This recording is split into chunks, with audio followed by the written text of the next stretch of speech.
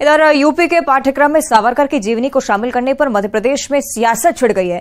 Congress media विभाग के अध्यक्ष के मिश्रा ने कहा कि बीजेपी के पास जो पूंजी है उसे ही पाठ्यक्रम में शामिल करेंगे। कांग्रेस और नेहरू गांधी का इतिहास गौरवान्वित करने वाला है। जनता सावरकर का इतिहास को जानती है।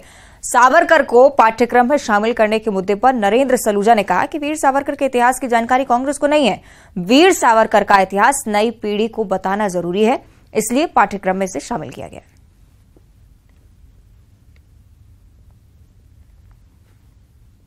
अब वीर सावरकर जी का इतिहास शायद कांग्रेस को जानकारी नहीं होगी कि स्वतंत्रता संग्राम में उन्होंने लड़ाई लड़ी है, काला पानी की सजा मिली है और किस प्रकार से कठोर यातनाएं उनको दी गई थी। शायद ये जानकारी उनको जुटाना चाहिए। अब ये लोग जो अंग्रेजों से हाथ मिला के जिन लोगों के बारे में, कांग्रेस के नेताओं के बारे में कहा जाता था, वो लोग यदि सिर्फ उनकी जीवनी पढ़ाएंगे तो देश की जनता को अपने हिसाब से वो इतिहास समझाने में लगे हैं। इन लोगों के पास सावरकर जी, गोलवलकर जी, यही लोग हैं, दीनदयाल उपाध्याय जी हैं। तो ये इन्हीं की पूंजी 3-4 लोगों में बटी हुई है। तो जो जिसके पास होगा वही परोसेगा। बाकी देश के लिए किसने क्या किया है वो इतिहास गवाह है। चाहिए अनुराग हमारे साथ लगातार जुड़े हुए हैं। अनुराग, अगर वीर सावरकर की हम बात करें तो ये मुद्दा कुछ नया नहीं है। मध्य प्रदेश की पॉलिटिक्स को लेकर भी अगर हम बात करें तो पहले भी इसे लेकर विवाद दोनों ही पार्टियों के बीच देखने को मिला है। इस बार जो कि पाठ्यक्रम का मुद्दा है, बच्चों के भविष्य का सवाल है, इसलिए कहीं ना कहीं महत्वपूर्ण प्रश्न भी है।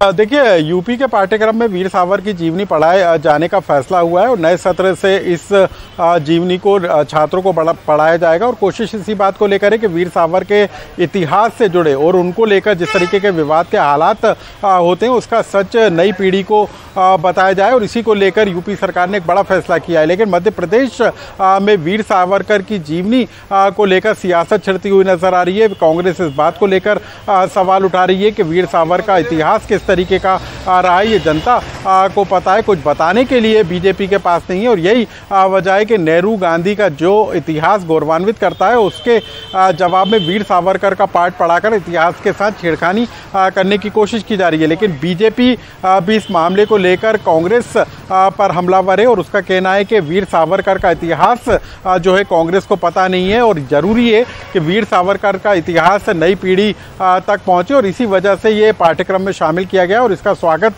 किया जाना चाहिए। तो कुल मिलाकर मध्य प्रदेश की राजनीति में भी वीर सावरकर को लेकर कई बार राजनीति और विवाद खड़ा होता हुआ नजर आया है। लेकिन अब यूपी में जिस तरीके से पाठ्यक्रम में शामिल किया गया है, मध्य प्रदेश के पाठ्यक्रम में भी वीर सावरकर की जीवनी को पढ़ाया जाएगा, ये देखने वाली बात होगी। ठीक है, बहुत शुक्रिया आपका अनुराग इस पूरी चर्चा के लिए, जानकारी के लिए। देखना होगा आगे क्या कुछ सरकार का फैसला इस ओर होता है। और अब